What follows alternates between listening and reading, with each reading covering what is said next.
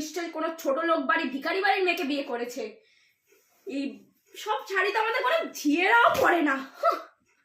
কি মা ছে,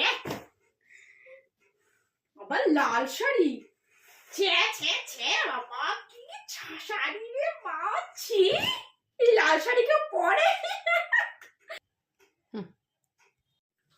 আবার পাউডার, ছি।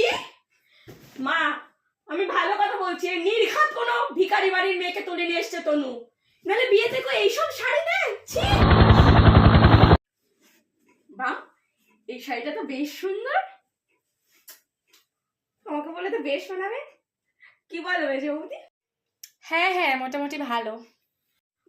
দেখো না আমার কেমন লাগছে আমাকে শাড়িটা। তোকে খুব সুন্দর মানিয়েছে।